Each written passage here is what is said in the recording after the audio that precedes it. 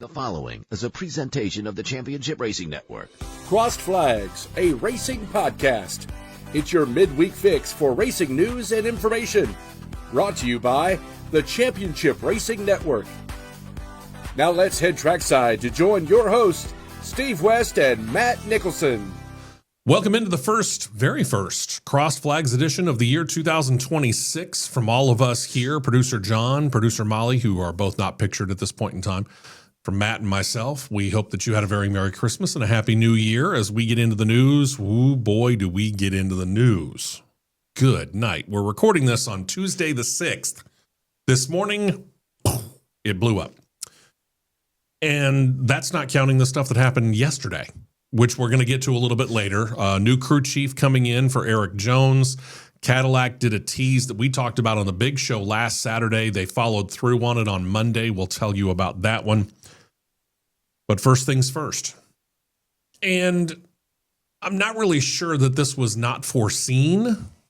Let's go ahead and put it that way. But at the same point in time, it's still really, really big news when the commissioner of any particular sport or series steps down.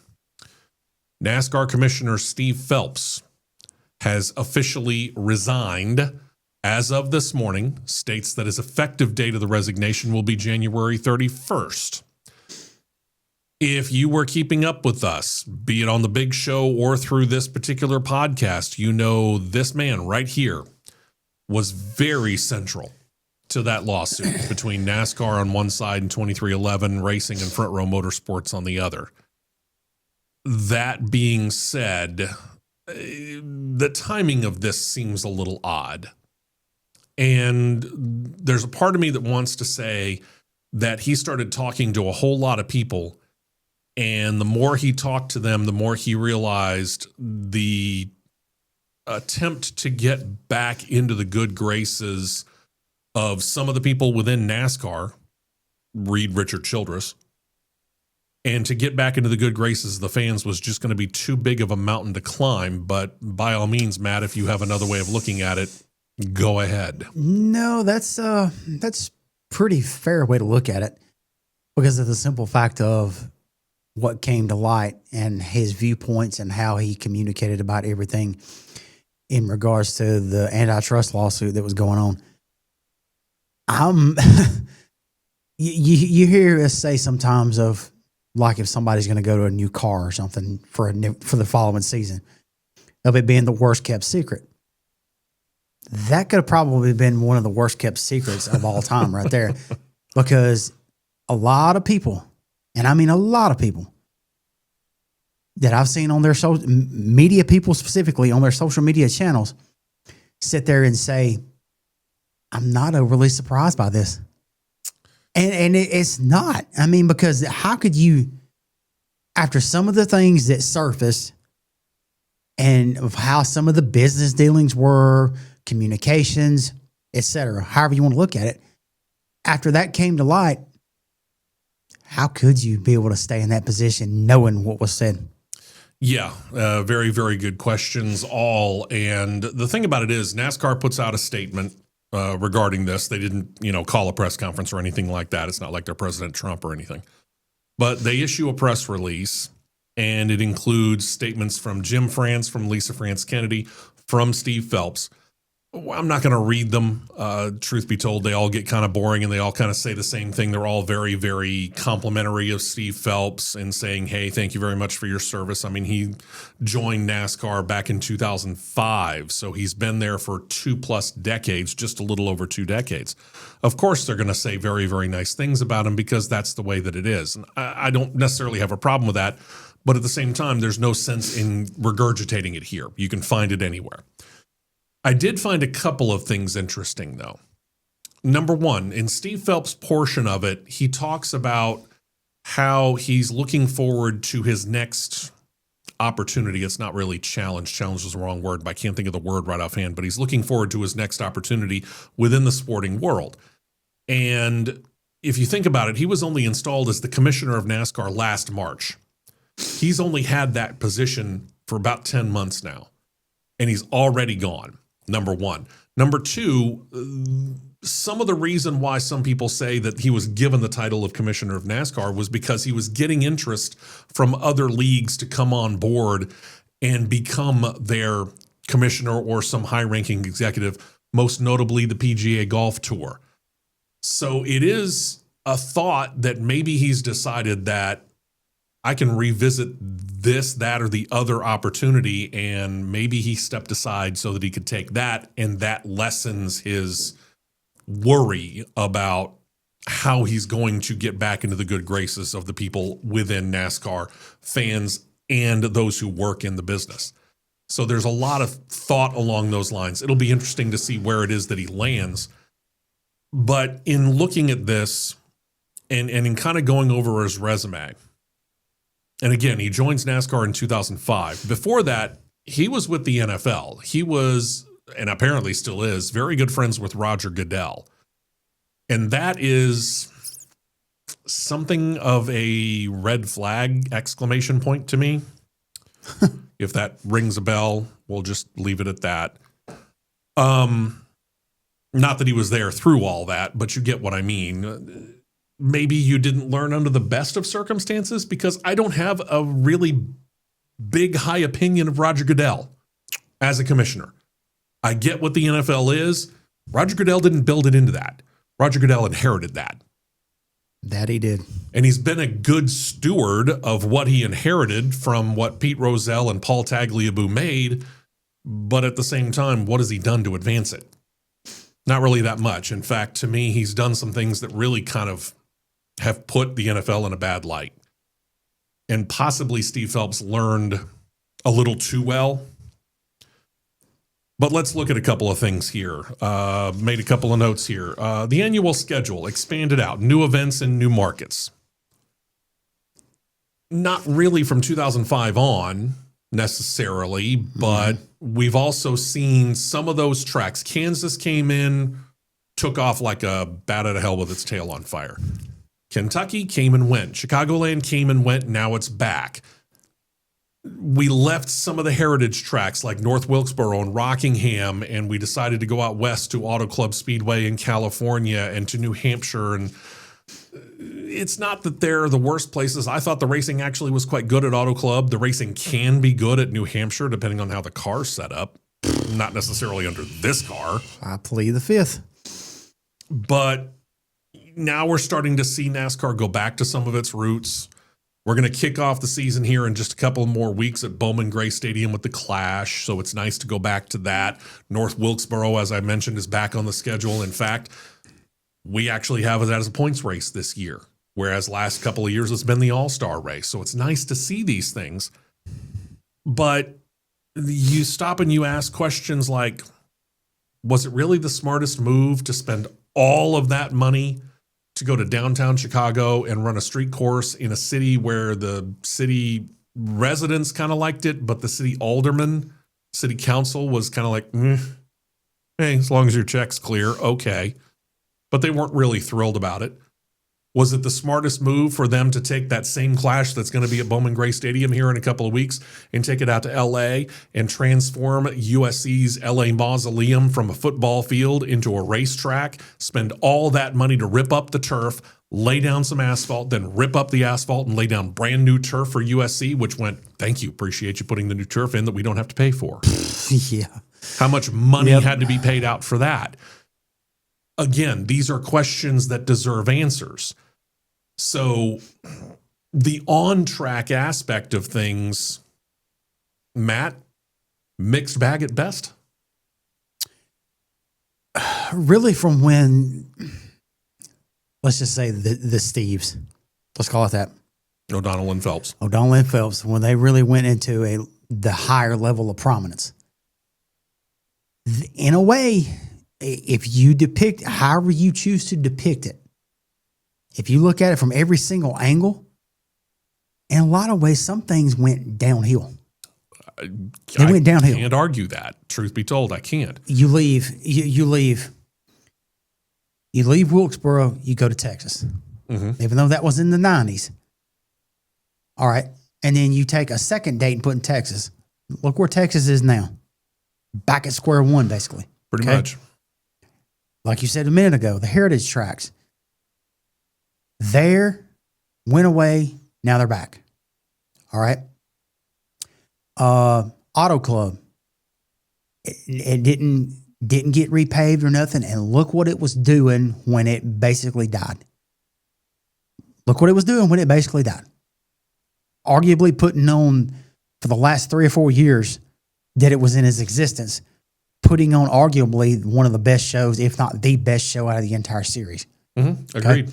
And then they decided to rip it up, talking about how they were going to turn it into a short track, sold off a bunch of the land to some warehouses around the area, and all you've got right now of Auto Club Speedway is the grandstand and the D part of the D-shaped oval. And the front stretch, and that's it. And they don't know if or when they're going to be able to finish it. And honestly, with him being in the position that he was in, you lay that squarely on the feet of that guy. Absolutely. I'm sorry, but it's the truth. You're killing some of the best racing that you had to appease people. Yep. And look where it got you. And then you think about the progression of the cars. And I get it. Dale Earnhardt died before Steve Phelps came on board, but Dale Earnhardt passes away in 2001. We get this emphasis on safety. And just great things come along. Safer barrier at the tracks. I think that's a fantastic move. I don't have any problem with that at all. Nope. But they started to change the cars. And then we get this generation of car that they wanted to call the car of tomorrow. My gosh, what an ugly thing was this. And pre-spoiler. Yeah. Pre-spoiler. Yeah, true. That wing on it was just amazingly god-awful. And then they decide, okay, yeah, we did go too far. We need to make the car look a little bit more like it's on the street brother or sister, however you wish to put it.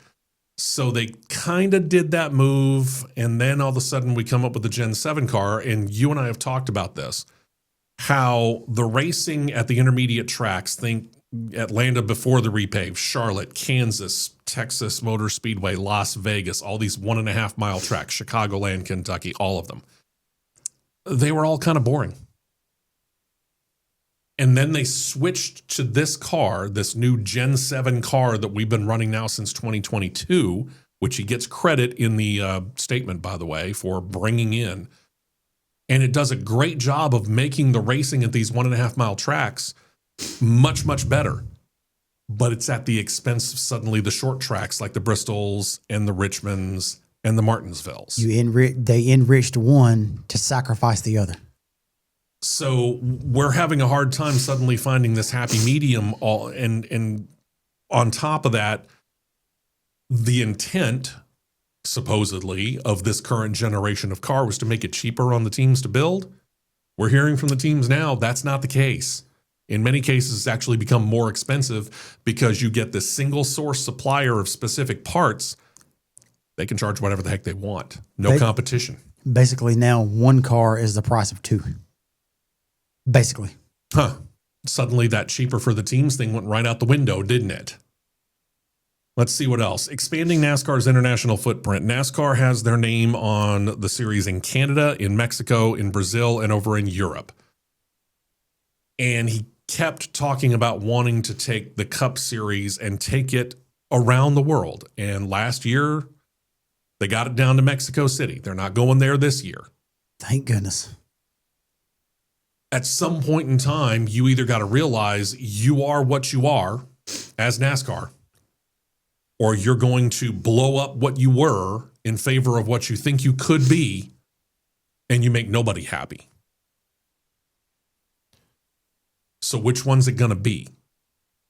I don't have a problem with NASCAR, the Whelen Euro Series for NASCAR. I don't have a problem with NASCAR putting themselves on the NASCAR Canada Series, the NASCAR Mexico Series, the NASCAR Brazil Series. All of that's fine. Who knows? Maybe you get a really, really good driver who can suddenly come into the United States and become the next Daniel Suarez, only better. Fine. Don't have a problem with that. Are we really looking to turn NASCAR into Formula One? Because look how much money the F1 teams have to spend, not only on the cars every year, but for the travel to get those cars around the world for 24 races. And NASCAR wants to do that? That's what they're trying to do. And they're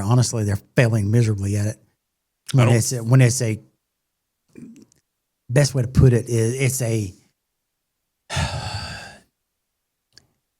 it's more of a regional. Just hear me out on that. Yeah, go ahead. It's more a regional series based in a country. How about that? And no, yes, I said series, and my phone thought it said series. No. Yeah. And I get that. I mean, you think about it, IndyCar is much the same way until, 10, 15 years ago? Yeah. IndyCar didn't come anywhere near the southeastern part of the United States. And then they kind of played around with the street race down in St. Petersburg. And now, all of a sudden, you got St. Petersburg, you got the race over here at Barber Motorsports Park, which, good news there. I get to be the PA announcer again for this year. I got that call last night. Yay. Thank you very much, guys. What was Zoom Motorsports? And now Nashville. Mm-hmm. So IndyCar has kind of stepped into it slowly, realizing, hey, we can do this. NASCAR, on the other hand, just said, you know what? We need to be nationwide. Let's put a track in New Hampshire. Let's go to Chicago. Let's go to Los Angeles. We've got Sonoma. That's good. How about Vegas? We got Phoenix out there. Okay, good. How about Texas? We used to have Texas World Speedway, but that kind of failed. We need to try that again. Kansas suddenly come in. And again, I'm not saying that any of these races are bad. I'm not saying that any of them are good. But they just decided at the drop of a hat, we need to be there.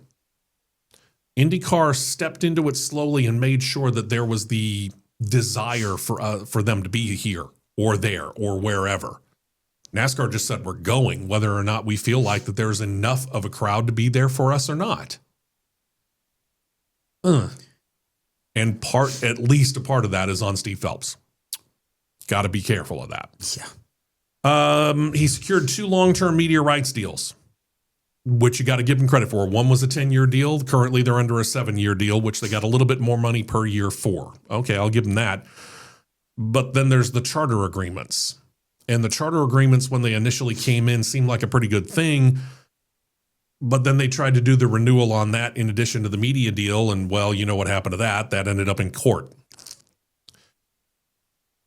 From what I have been hearing, I will say this, and this is something that actually I think is a feather in Steve Phelps' cap. Steve Phelps was put in to his position as a right-hand man to Jim France because he was not a yes man. And according to everything that I'm hearing, Steve Phelps was very much in favor of those charters becoming permanent, and Jim France said no. Maybe Jim should have listened a little bit more to the guy who he trusted to install as the first ever commissioner of NASCAR. So after Brian and then now Jim has his hands on it, Big Bill and Bill Jr. are, as the old saying goes, they're probably turning somersaults in their place of rest. Yeah, unfortunately. It's unfortunate, but it's true. I don't think this was the greatest thing either, NASCAR's integration with the International Speedway Corporation. Nope. I think the two of them should have been left separate. Yep. Launching the next-gen race car in 2022, we just got done talking about that. There are other things that we could talk about, obviously, but these are some of the points that I could look at and go, Steve Phelps' term is a mixed bag of results. Some are good, some definitely not good, some you just kind of go, okay, you consider that an accomplishment? Next. I'm not sure what Steve Phelps is going to do. NASCAR's statement states that they're not going to be in any hurry to fill the position of commissioner. What they're going to do is take his job duties, which was... he was not over specifically the Cup Series, what is now the O'Reilly Auto Parts Series, formerly the Xfinity Series, the Craftsman Truck Series. He was over NASCAR and IMSA and all of the different things that NASCAR owned. He was to take the big picture view and try and figure out how to advance it. Maybe that was too big of a job, or maybe it was because of the fact that, we go back to this, during the lawsuits, some of the things that came out, we read you some of the texts right here on this podcast and on the big show on Saturdays, and we went over that. And most notably, 2 things come out of it. Number 1, his comments about Richard Childress. Richard Childress has been a stalwart within NASCAR for 50 plus years. Yep. Richard Childress was one of the first people to look at Big Bill France When they opened up Talladega Superspeedway in 1969, and most of those drivers, like Richard Petty, led a walkout and said, we're not going to race that track, Richard Childress looked at him and go, I'll race it. Mm-hmm. And thus begins not just Richard Childress's racing career, but Richard Childress Racing. Yep. And while they've been going through some rough times here over the last 10, 15 years, maybe longer, maybe since the death of Dale Earnhardt, we can go back to that far. You cannot tell me that Richard Childress is not a stalwart within the NASCAR community and one of the most respected people within NASCAR. That he is. That he is. And then for him, this man right here, to just dismiss him, calling him a redneck? I'm sorry, where did NASCAR begin? In the world of rednecks, so to speak. Mm-hmm. And yes, redneck can be a derogatory term. Depends on how you use it. It's like it's one of those words that can be considered a derogatory term, depending on how you use it. But the truth of the matter is, you want to call me, you want to call Matt a redneck? Okay. That meant that I went out and I worked my butt off to get where it is that I'm going and what I wanted and what I needed to get. That's how I take the term redneck. Rednecks are really, really hard workers. They're innovative. They go out and they figure out how to get the job done. How do they do it? They get out there and they work their butt off in the sunshine sometimes, meaning redneck. It's sunburned. You can try and throw it off as an invective, as some sort of a cuss word, as some sort of a put down. But the truth of the matter is, it's kind of like boomer. You want to call me a boomer? I actually take that as a compliment because I know the baby boom generation. I was just this short of being part of that technically because of how old I am, but my mom and my dad were, and I know how hard my mom and my dad worked, and I respect the living daylights out of that. So yeah, go ahead, call me a boomer. I'm happy to do that. Call me a redneck. I'm proud to say that I am one. But the way he used it, it was meant to be a put down against that stalwart man within NASCAR. Yep. That right there means this guy has a very, very hard time trying to make it up to the crowd of NASCAR. And I'll give him credit. As the commissioner, he didn't hide. We don't see Jim France at the tracks. We don't see really Lisa France Kennedy at the tracks that much. We didn't see Brian France at the tracks that much. We saw Mike Helton at the track a lot. Yeah. We used to see Bill France Jr. and Big Bill France at the tracks all the time. He was at the tracks all the time. He was talking to the team owners. He was talking to the drivers. He wouldn't really necessarily shy away from the fan. If a fan happened to catch him and he felt like going ahead and shaking his hand, he would, and he would answer a couple of questions. That's to his credit. But it's interesting how he leaves 3 weeks before the season begins, and now he doesn't have to worry about being in front of the fans anymore. Mm-hmm. There are a lot of questions about this, and we're going to have to be waiting, unfortunately, for quite a while before we get a lot of the answers. But this man's out, and now all of those different duties that he had suddenly get shifted. Steve O'Donnell will get some other people within NASCAR will get it. Will there be anybody willing to face the music of the fans when we get to Bowman Gray Stadium, when we get to Daytona, when we go to Atlanta, and to the Phoenixes, and to the Talladegas, and to the Charlottes of the world? This season is just beginning. This is a very telltale season for NASCAR. And the leader just left. Yep, it is. I will be interested to see how things go in a direction sense now that he's out of the way, because apparently, and I use that term because of how things come about and surfaced up within that antitrust lawsuit deal. I will be interested to see the direction of how things go now that he's out of the way. Let's word it that way. It'll be very, very interesting to see.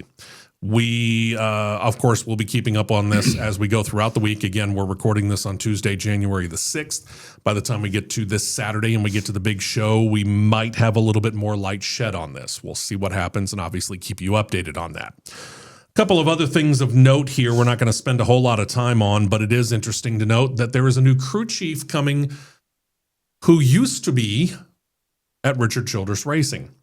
His name is Justin Alexander. He's the guy you're about to see on the pictures behind us. There he is right there. Notice that uniform that he's wearing? Got the big Dow on it. Yep, he used to be the crew chief for one Austin Dillon. You think about this. This guy right here actually somehow got Austin Dillon to win 5 races, including a Daytona 500 and a Coca-Cola 600. Coca-Cola 600 being the pedal fest, trying to out-pedal Jimmy Johnson, saving fuel, 1. 2, Daytona 500, that's the run-through Eric Almirola. And we use through to a very specific reason. You ought to go watch the highlight of that. Yep. I don't know. But here's the thing. Again, this guy led Austin Dillon, a guy who we don't have a very high opinion of behind the wheel. I'm sorry, we don't. But he got him to 5 wins.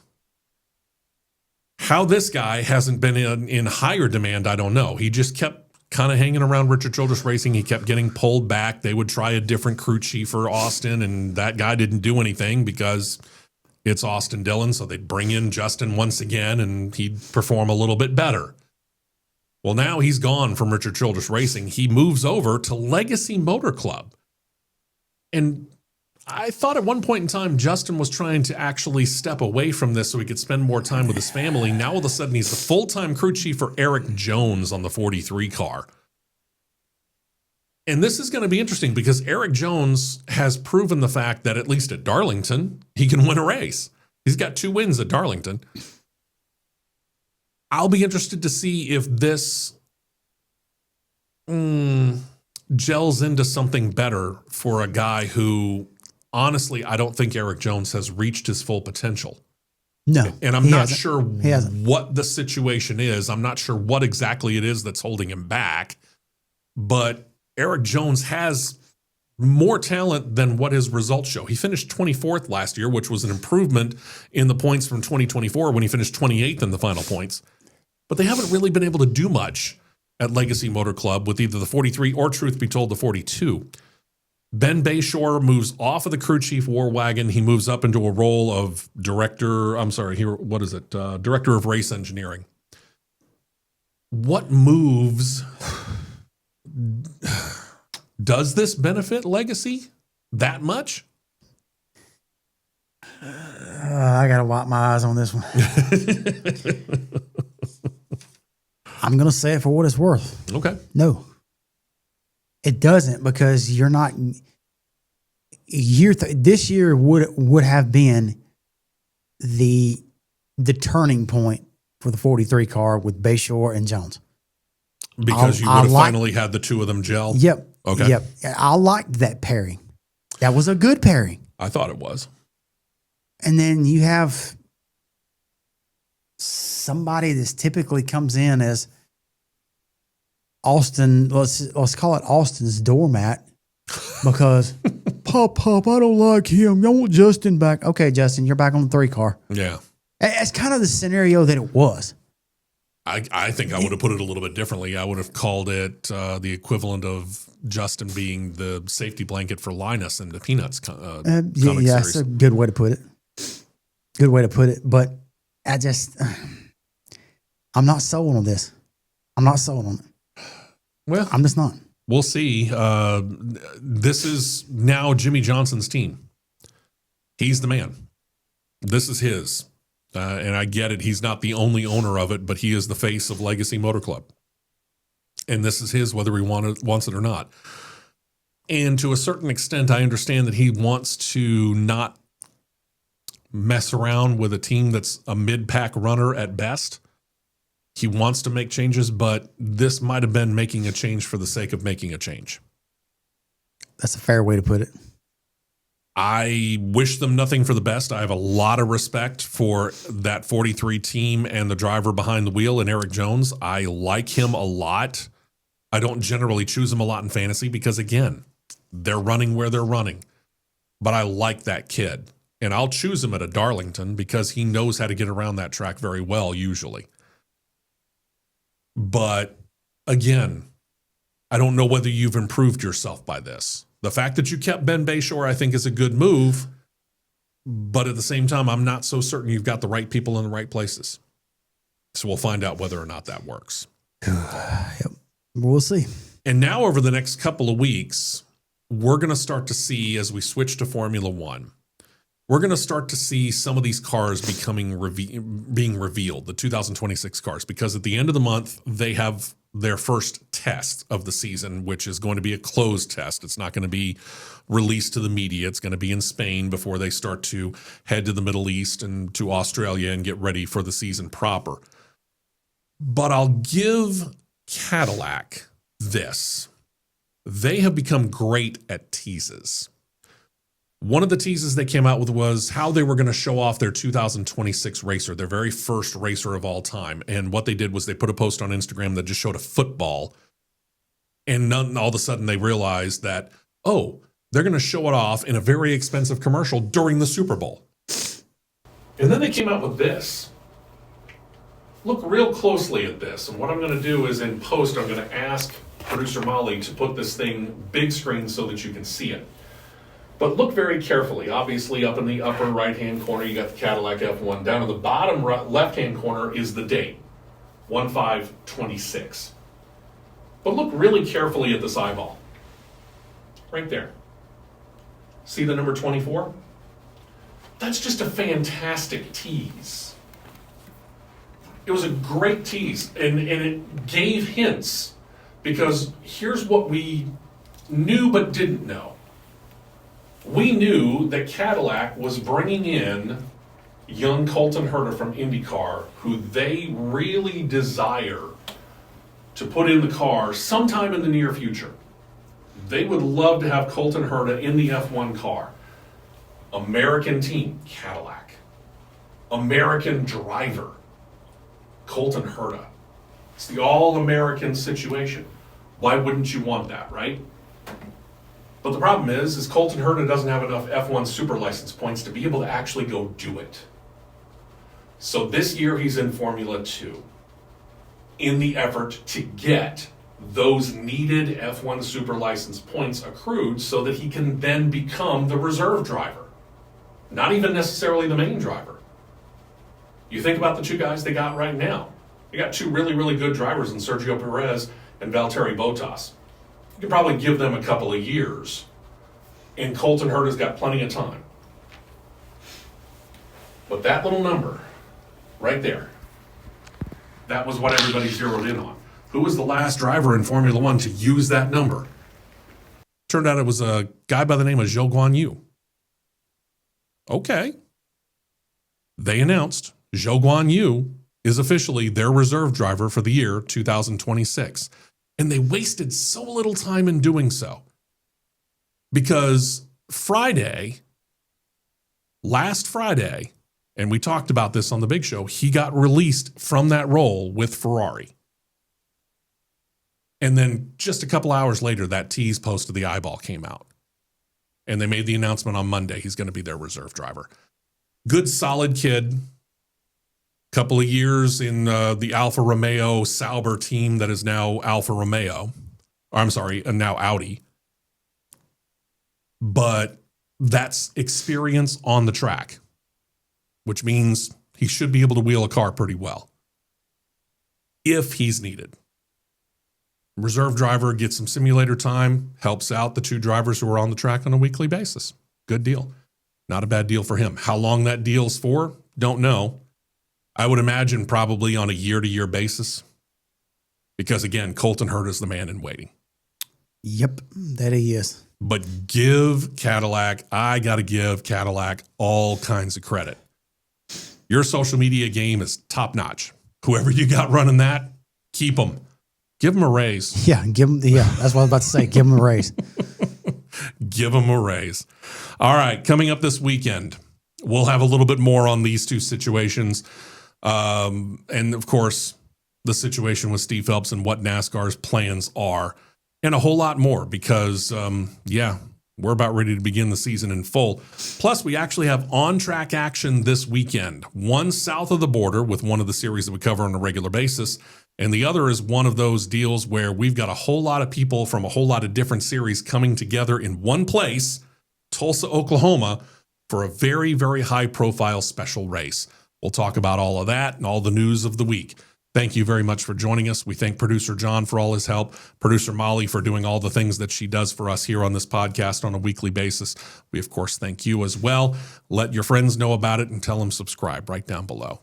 Comments down below are welcome as well. We appreciate you, and we will talk to you this Saturday, 9 a.m. Eastern, 8 a.m. Central Time for the big show, which you can find by going onto YouTube and simply searching CRN Live. We'll talk to you then.